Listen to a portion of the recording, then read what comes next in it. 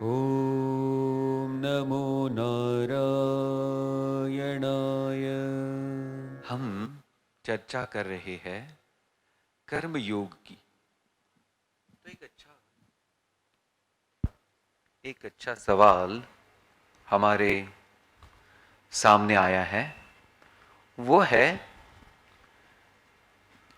क्या कर्म को हम ठीक से जान सकते हैं कि कर्म कौन सा होता है और उसके स्तर कौन से हो सकते हैं? अच्छा सवाल है। तो ध्यान दीजिए, कर्म 3 स्तर पर होता है।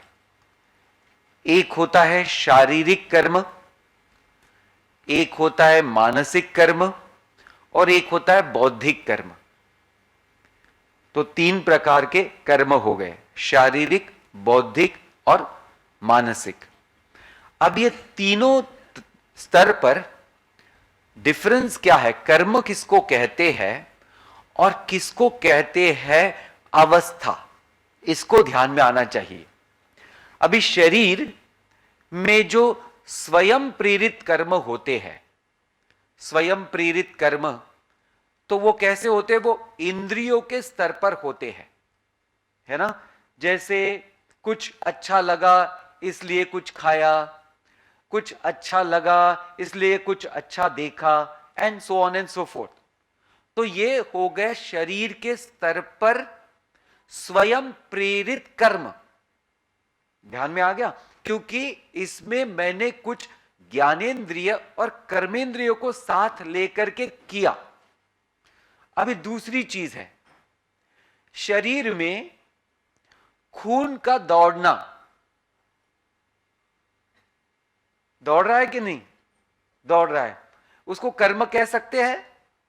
उसको कर्म नहीं, उसको कहते हैं क्रिया। शरीर की क्रिया वो कैसी है? वो प्रकृति से प्रेरित है। आप कुछ कर रहे हो उसके लिए, भैया यहां ब्लड नहीं जा रहा है, इसको दबाओ, नहीं, ऐसा कुछ नहीं हम कर रहे। अपने आप वहां जाएगा, और नहीं जाएगा तो फिर डॉक्टर के पास ही जाना पड़ेगा, हम कुछ नहीं कर सकते उसको। तो शरीर में जो जो होते रहता है उसको कहते हैं अवस्था। और शरीर के स्तर पर जो इंद्रियों के जरिए होता है उसको कहते हैं कर्म। तो एक होते हैं शारीरिक कर्म। तो शारीरिक कर्म कैसा है? देखो, आप नहाने गए, आपका मन दूसरी तरफ है लेकिन क्रिया हो रही है या ना? देखो, तो कहां? बिकॉज आपके कर्मेंद्रिय काम कर रहे हैं, तो क्रिया हो रही है, तो कर्म हो रहा है। तो ये ध्यान में आ गया। पहला स्तर कौन सा है? शारीरिक स्तर पर। तो एक है स्वयं प्रेरित, यानी हमारे मनपसंद और नापसंद, इस स्तर पर से जो हम करते रहते हैं तो वो क्रिया होते रहती है। और उस ज्ञानेंद्रिय और कर्मेंद्रिय को साथ लेकर के जब कुछ होता है उसको कर्म कहते हैं। दूसरी चीज मानसिक कर्म। अभी मन में विचार आते रहते हैं। विचार आया, सुबह आंख खुली, ओ सूर्य भगवान आ गए, बस उठ करके चल दिए, और फिर विचार करने लगे कि अरे आज ऑफिस जाना है, जल्दी जल्दी काम करना पड़ेगा, एंड यू स्टार्टेड एक्टिंग। अभी जो पहला कर्म था, जो विचार आया कि सूर्य भगवान आ गए, इसमें आपने ज्ञानेंद्रिय या कर्मेंद्रिय यूज किए नहीं। तो वो विचार आया और वो विचार गया, उसको आपने शारीरिक स्तर पर प्रकट नहीं किया। तो वो क्या हो गई? वो सिर्फ एक मेरे मन की इंप्रेशन की एक छाप है। यानी पिछले कई दिनों से मुझे पता है कि ये इसको सूर्योदय कहते हैं, तो ये एक impression of the mind, from that the thought came and just went and got dissolve. तो ऐसी चीज है। मन के स्तर पर कर्म कौन सा है? जब इच्छा होती है चाय पीना है, उसके पहले नहाना नहीं है। अभी ये हो गई मानसिक वृत्ति। फिर आपने क्या किया, आपने इस वृत्ति से आपके इंद्रियों को ऑर्डर दी और उसके जरिए आपने कर्म किया। तो अभी देखो, पहले कर्म से जो सूरज आया, इससे बंधन हो सकता है, लेकिन जब चाय पीना है और कर्म किया तो बंधन हो सकता है, हो सकता है। ये बात को ध्यान में रखना है। देखो, ये कर्म है तो कर्म से ऐसा बंधन हो सकता है। तीसरी बात है बुद्धि। तो बुद्धि करती क्या है, निश्चयात्मिका बुद्धि ही। तो बुद्धि हमेशा कुछ ना कुछ जज करते रहती है। जज जज जज। कुछ भी आपके सामने आओ तो आप क्या सोचते हो, ये अच्छा है कि बुरा है। और जितना आपका बुद्धि का ज्ञान, उतना ही आपका जजमेंट। यानी अगर बहुत अच्छा विवेकी व्यक्ति है तो वो ज्यादा जजमेंट करेगा ही नहीं अननेसेसरीली, लेकिन विवेकी व्यक्ति नहीं है तो वो हर बात का जजमेंट करेगा, हर बात हर बात हर बात। और अभी जब ये हर बात से जजमेंट करने लगता है और वैसी क्रिया करने लगता है, फिर जजमेंट बुद्धि ने किया और उसको प्रकाशित आपके जीवा ने किया, तो क्या हो गया, अभी ये बंधन का कारण हो सकता है। तो इसको ध्यान में रखना है कि कर्म जहां से शुरू हो गया, बट अनलेस एंड अनटिल वो प्रकट रूप में नहीं आया तो वो बंधनात्मक नहीं हो सकता है। बट जब वो विचार, जो क्रिया इस शरीर से आगे चल करके उसका कर्म बनता है, तो उसमें अगर अविवेक है तो बंधन आ सकता है, और अविवेक नहीं है तो उसमें भी बंधन आ नहीं सकता है। तो कर्म की बात हमने आज यहां देखी। कल हमने आखिरी का श्लोक किया था। विल जस्ट चैंट दैट श्लोक, प्लीज रिपीट आफ्टर मी। श्लोक नंबर 13। यज्ञ शिष्टाशिनः सन्तः मुच्यन्ते सर्वकिल्बिषैः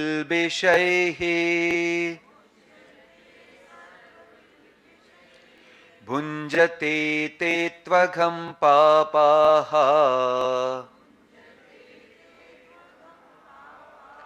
ये पचन्त्यात्मकारणात्।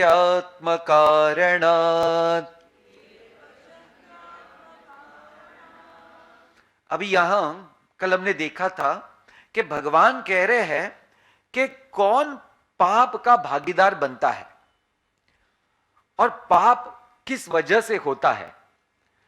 यज्ञ शिष्टा शिनः, ये एक शब्द है। तो उसको कहते हैं कि जिसका कर्म यज्ञ के साथ हो और फिर उसका जो फल आए, तो जैसे आपने कर्म किया, फिर आपने कर्म धर्म से किया, त्याग वृत्ति से किया, और आपको फिर उसका फल मिला, और इस फल को अगर आप लोगों के साथ बांट करके अगर आप उसका भोग करते हैं, तो बोलते हैं ऐसा कौन है, ऐसा संत है, लोग हैं। तो पहले दिया और फिर उसका उपयोग किया, तो ऐसा कौन है, संत। इसी को संत कहा गया है भगवान ने यहां।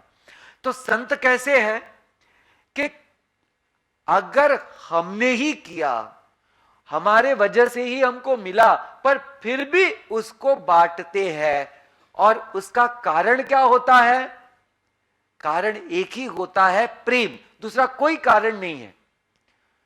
तो वो ऐसा समझते हैं कि जितना मैं करूं उस करने में, अभी ध्यान देना, सबका, अनेकों लोगों का अधिकार है। समझो, आपने कार चलाना सीखा और कार चलाकर आप एक्सपर्ट हो गए, तो क्या आप कह सकते हैं कि I am the only person who is master in driving, and I cannot give credit to anyone in my action. जैसे मैं मेरे कर्म में किसी को क्रेडिट नहीं देना चाहता हूं, और क्रेडिट कोई ले नहीं सकता है क्योंकि मैंने सीखा है. अभी ध्यान देना कि अगर हमारी ये वृत्ति है तो हम कैसे रहेंगे. एक चीज कि जो कार बनाई, उस कार बनाने में कितने लोगों का हाथ है, बोलो जी. और अगर कार बनी नहीं होती तो आप कार के मास्टर बन सकते, बोलो जी. अभी ध्यान देना है, बहुत बड़ी चीज है. तो संत कौन से भाव से जीवन जीते हैं? ग्रैटिट्यूड. कौन से भाव से? ग्रैटिट्यूड. तो हर चीज में ग्रैटिट्यूड. तो अभी आप ध्यान देना, हमारी संस्कृति में तो यह सहज है. किसी ने बोला अरे भैया आपने तो बड़ा काम किया, हम बोलते नहीं भगवान की कृपा. आया ना. देखो आपने क्या किया, आपने सहजता से उसको समझा दिया. अगर वो समझदार है कि अरे भैया कि ये कर्म जो मैंने किया है वो कोई अकेले तो हो नहीं सकता है, कोई भी कर्म होने दो, उसके साथ कितने लोगों ने इस कर्म के पीछे अनन्य लोगों ने हाथ लगाया है, और इस शरीर को पैदा करने में कितने लोगों को कष्ट हुआ है, बोलो जी. तो क्या मैं किसी भी चीज का सिर्फ अकेले क्रेडिट ले सकता हूं? नहीं ले सकते. तो यह भाव है संत का कि जब आपके हृदय से यह गलत भाव ही चला जाए कि मैंने किया, मेरे वजह से हुआ, नहीं, यह हुआ क्योंकि इस होने में अनेक लोगों का हाथ है और भगवान की कृपा है. तो जो फल मिला है वो प्रसाद है कि नहीं, बोलिए जी. तो प्रसाद अकेले ने खाना है कि मिल बांट के खाना है? बोल नहीं रहे कोई. देखो अगर प्रसाद अकेले ही खाएं तो भगवान बोलते हैं क्या खा रहे हो तुम? अघ भुंजते. बोले जो प्रसाद करता है, जो प्रसाद समझता है बट वो बांटता नहीं है, तो वो क्या कर रहा है? वो तो खुद पाप ही खा रहा है. तो इस बात को समझना बहुत बड़ी जरूरी है. और इसको भगवान ने कहा कि जब ये समझ में आ जाए तो मैं आपको पूरे सृष्टि का तत्व समझाता हूं. अभी इतने सुंदर श्लोक है, दो साथ में है ये श्लोक. Please repeat 14 and 15. अन्नाद् भवन्ति भूतानि पर्जन्यात् अन्न संभवः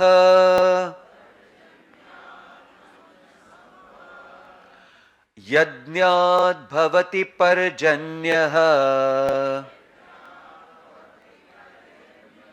यज्ञ कर्म समुद्भवः कर्म ब्रह्मोद्भवं विद्धि ब्रह्माक्षर समुद्भवम् तस्मात् सर्वगतं ब्रह्म नित्यं यज्ञे प्रतिष्ठितम्. टुगेदर.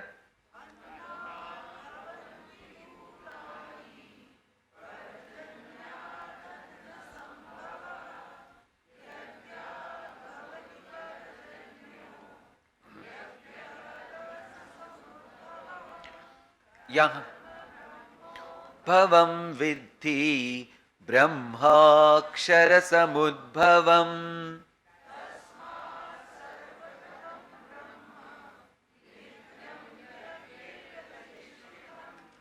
यहां एक एक छोटा छोटा वाक्य हम समझने वाले हैं. पहले भगवान कहते हैं भूतानि अन्नात् भवन्ति, यानी सब जो प्राणी है वो अन्न से उत्पन्न होते हैं।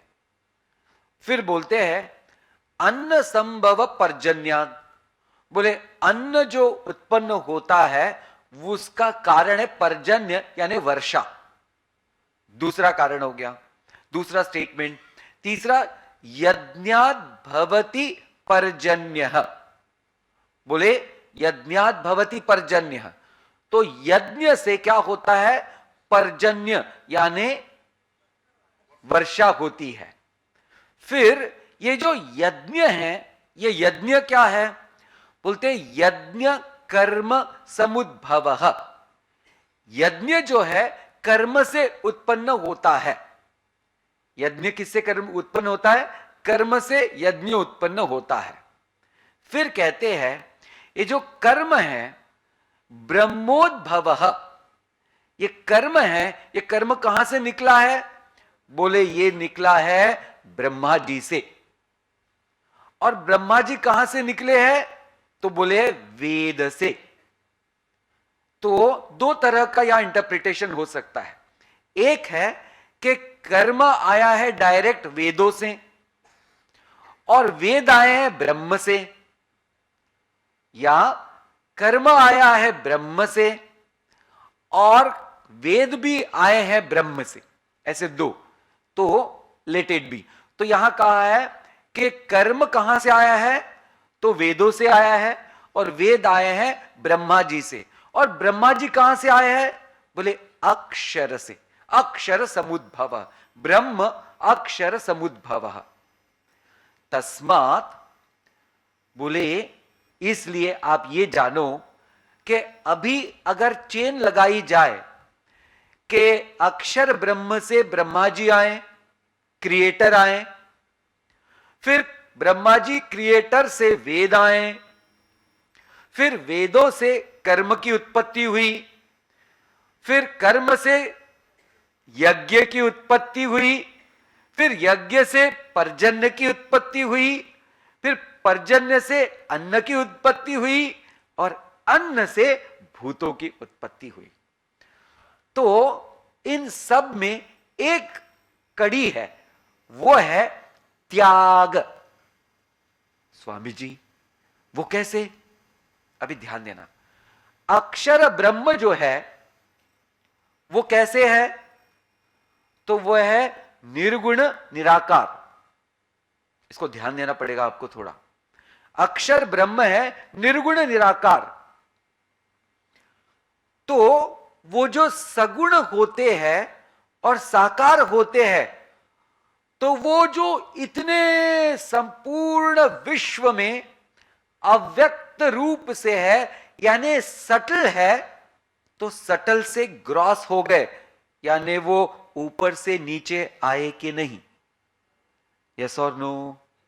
देखो दिस इज इंपॉर्टेंट थिंग कि सटल से वो नीचे आ गए ग्रॉस में, तो उन्होंने त्याग किया कि नहीं, कोई बहुत बड़ी चीज है। अभी उसके बाद वो जो सगुण साकार हो गए, तो उन्होंने एक से अनेक निर्माण किए, और अभी निर्माण करके उन सबको वो पोषण भी कर रहे हैं। यानी और एक आगे बढ़कर के पोषण करने के लिए आपको त्याग करना पड़ेगा कि नहीं, करना पड़ेगा। तो अभी ध्यान देना कि ये जो पर्जन्य हुआ, बरसात हो गई, तो ये साइकिल फिर कंटिन्यू कैसे हो गई, तो बोलते देखो उन्होंने प्रिंसिपल तैयार कर दिया कि पानी भी और सूर्य भी। देखो अभी पानी जो है सूर्य के गर्मी से तपता है। अभी ध्यान देना, तपने में कठिनता है कि नहीं, कष्ट है कि नहीं, देखो बहुत जरूरी चीज है। कष्ट होने के बाद पानी ने अपना अंश दिया कि नहीं, कौन से फॉर्म में, सटल फॉर्म में। तो उसका क्या बन गया, वेपर्स, भाप बन गई। अभी जो सटल होता है वो ऑलवेज ऊपर होता है। फिर वायु क्रिएट किया, ध्यान देना। अभी तो वायु से वो फिर से ऊपर आ गए, ऊपर से नीचे आ गए पानी, और फिर जो पानी से धरती माता को पूरी तरह से अन्न मिला, धरती माता का अन्न तो पानी ही है, और फिर उन्होंने जो सुंदर पौधे वगैरह वगैरह निर्माण किए, तो अभी देखो धरती माता ने अपने अंश में से कितना कुछ दिया, हा या ना? देखो ये सब क्या है, तो ये त्याग का एक पूरा सर्कल है। तो जब हम समझ में आता है हमको, हमारे जीवन में अगर हमारे माता पिता ने हमारे लिए त्याग नहीं किया होता, तो क्या हम आज जो स्थिति में हैं, जितने बड़े हुए, आज हम हो सकते थे? नहीं। अगर कई गुरुओं ने अपने पूरे ज्ञान से हमको इतनी शिक्षा अगर न दी होती, तो हम बड़े हुए होते? नहीं।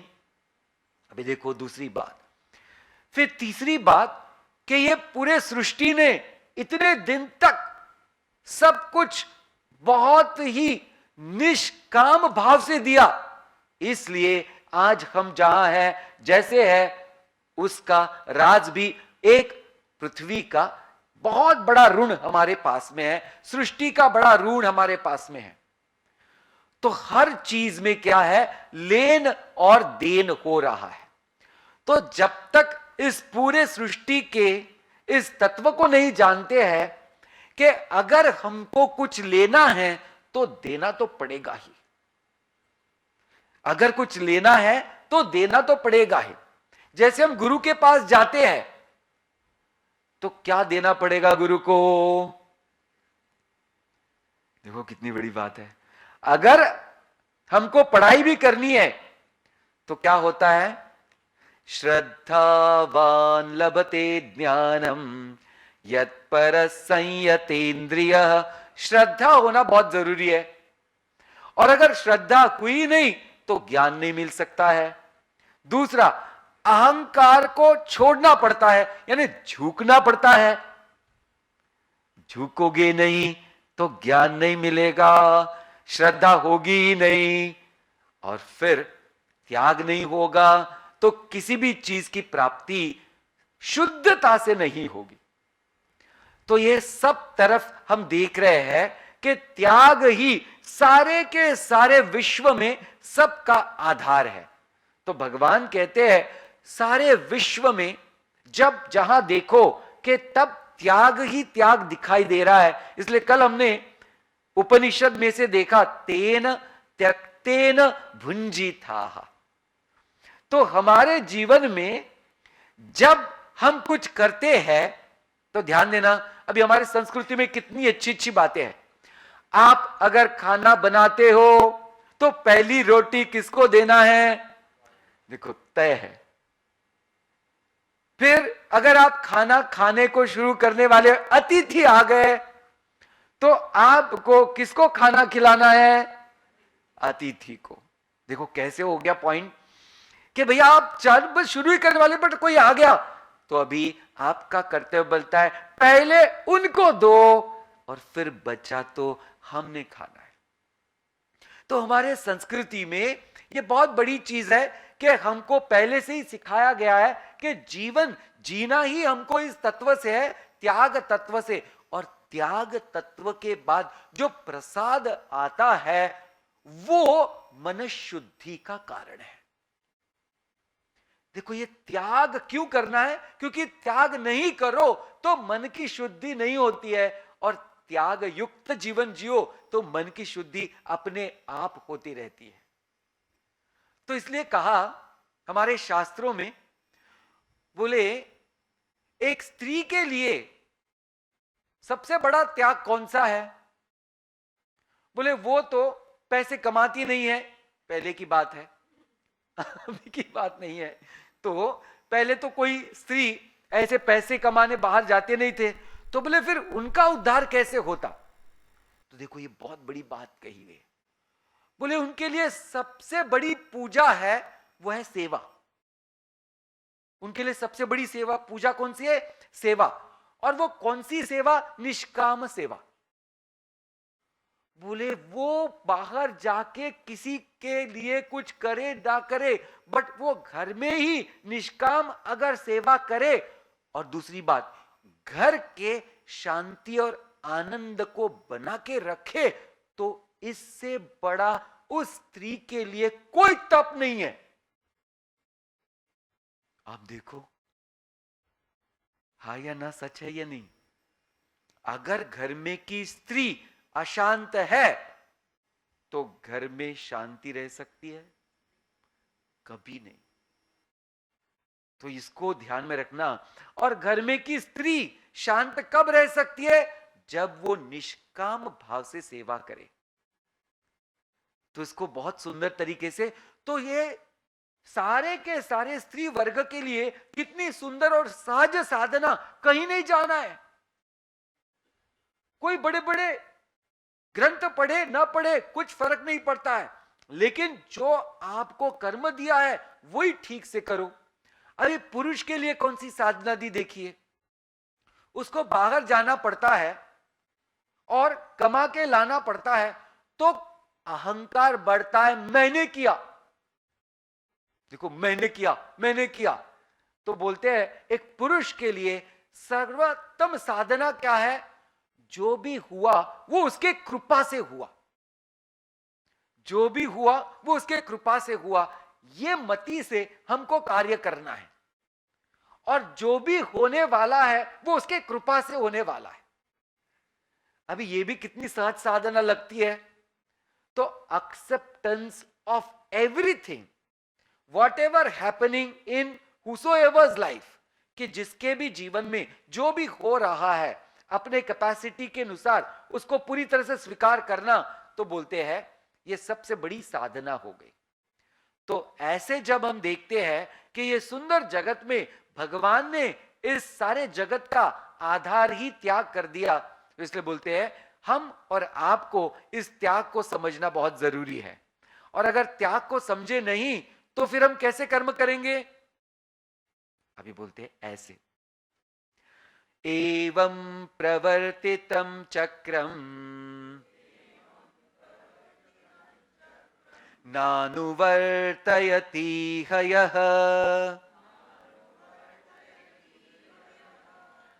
अघायुरिन्द्रियारामः मोघं पार्थ स जीवति।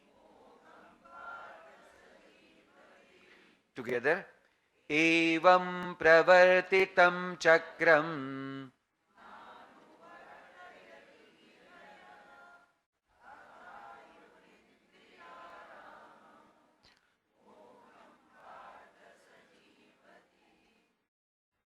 भगवान कहते ही दे यहां, ये चक्र जो है सृष्टि का, ये चक्र गतिशील है।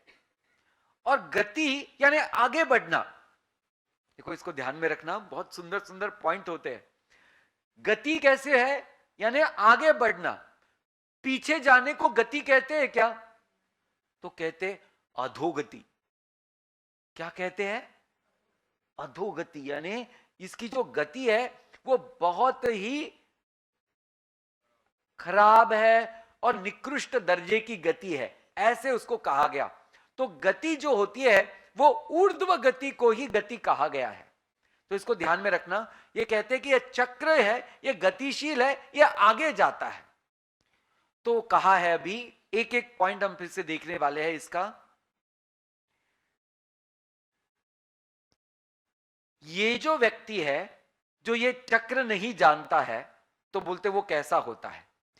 यह इह एवं प्रवर्तितम चक्र, ये जो पूरे सृष्टि का चक्र चल रहा है, ये जो नहीं जानता है, न अनुवर्तयति, और न उसको उसका फॉलो अप करना अच्छा लगता है, यानी उसके साथ जीवन जीना अच्छा लगता है, न उसको उस चीज को समझने को अच्छा लगता है, न उस चीज के साथ अपने जीवन को स्वीकार करना अच्छा लगता है, तो वो फॉलो नहीं कर रहा है। तो बोले वो कैसा होता है? स दैट इज ये व्यक्ति इंद्रियारामः, वो अपने इंद्रियों में फंसा रहता है। अघायुहु मोघम जीवति, बोले ये व्यक्ति पाप इकट्ठा करता है और इसका जीवन व्यर्थ हो जाता है। अभी देखो ये बहुत इंपॉर्टेंट बातें कही है। तो अभी दो चीजें हैं कर्म में। कर्म में एक है उच्छृंखल कर्म, उच्छृंखल कर्म, और दूसरा है नियंत्रित कर्म। उच्छृंखल कर्म में सिंपल उसको अगर मैं बताऊं हिंदी सिंपल में, मनमानी वाला कर्म, और नियंत्रित कर्म यानी विहित कर्म। कल हमने जो देखा विहित कर्म, शास्त्र विहित कर्म। अभी ये दोनों से होता क्या है? ये जो मनमानी वाला कर्म है वो संसार का हेतु होता है, यानी हमको संसार में फंसा देता है। हम संसारी बन जाते हैं, यानी हम ये बदल में पूरी तरह से फंस जाते हैं और हमेशा जन्म और मृत्यु के चक्कर में हम लगे रहते हैं।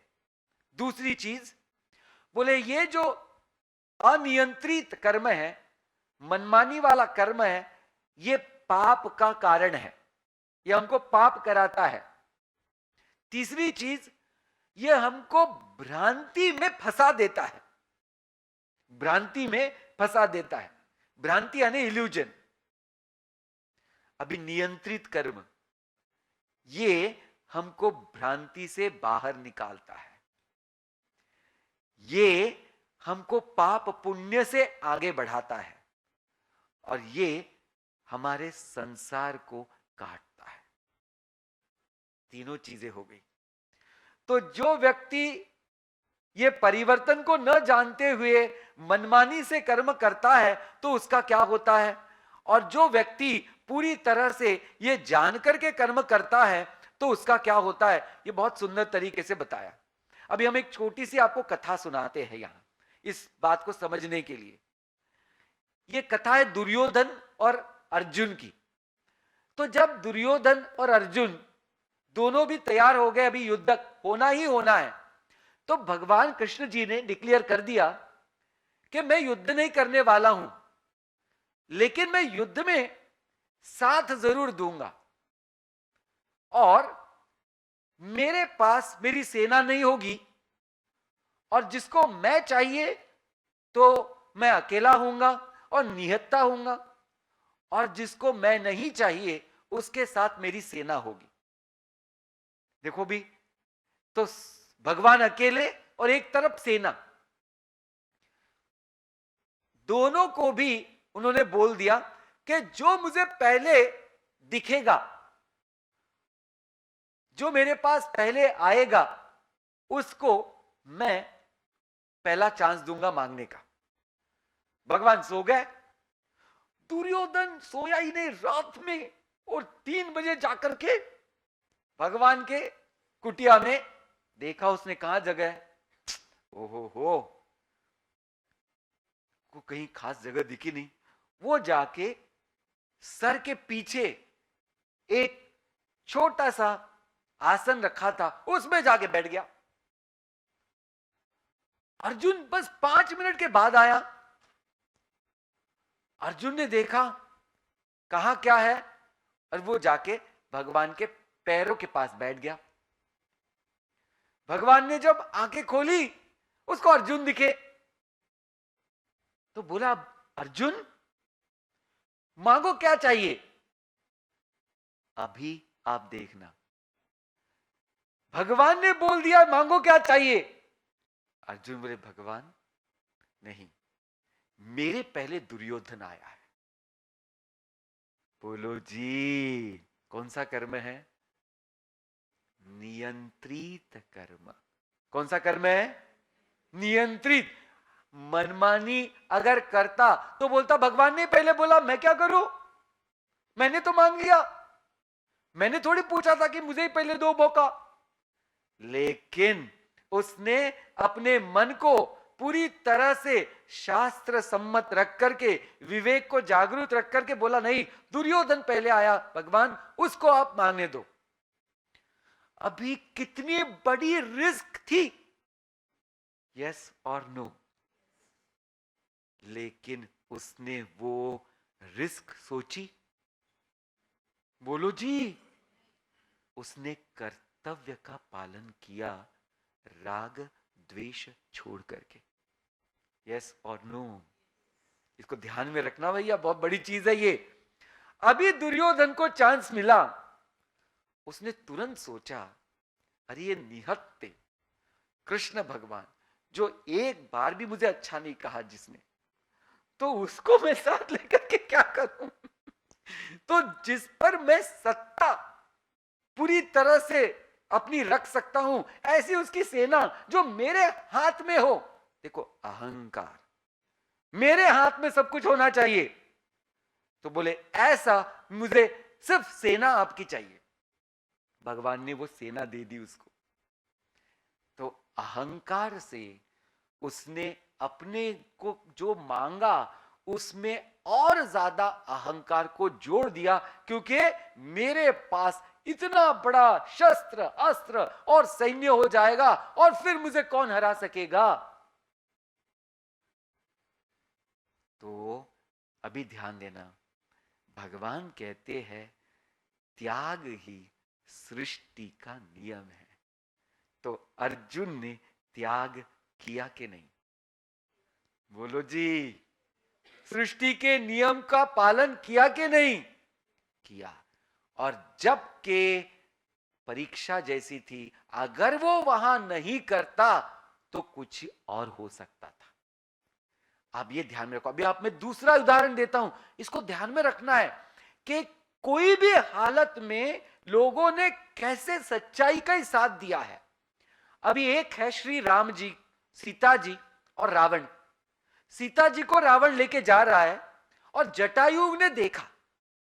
अभी देखो, जटायु कितना छोटा सा पक्षी और यह रावण कितना बड़ा योद्धा। रावण के हाथ में तलवार, धनुष्य बाण और सारे विद्या से संपन्न, और जटायु के पास अपने सिर्फ एक दो पंख और ज्यादा से ज्यादा तो चोंच है या ना। तो सामग्री किसके पास ज्यादा है? रावण के पास। देखो, हाँ, लेकिन जटायु ने कभी यह सोचा कि मेरा क्या होगा? बोलो जी, नहीं। मेरे सामने अधर्म हो रहा है, मेरी जान भी जाए तो वो ना हो, मैं नहीं होने दूंगा। उन्होंने अपना प्राण त्याग दिया तो मुक्ति मिली कि बंधन मिला? बोलो जी। देखो, त्याग किया तो भगवान ही मिल गए, इधर भी त्याग किया तो भगवान ही मिल गए। यस और नो? जीवन में हमने त्याग किया तो क्या मिलेगा? बोलो ना जी। देखो, हमको लगता है बाप रे, त्याग त्याग त्याग मत बताओ जी, हमको तो सिर्फ कुछ और बताओ जी। This is how. So logically we have seen and proved that त्याग से क्या मिलता है और अहंकार से क्या मिलता है। दोनों का भी नाश हो गया, दुर्योधन का भी नाश हो गया और रावण का भी नाश हो गया। हाँ या ना? लेकिन दिखने में पहले पहले क्या लग रहा था? ओहो, कितनी बड़ी सेना है, ओहो, रावण ने चुरा के ले गया।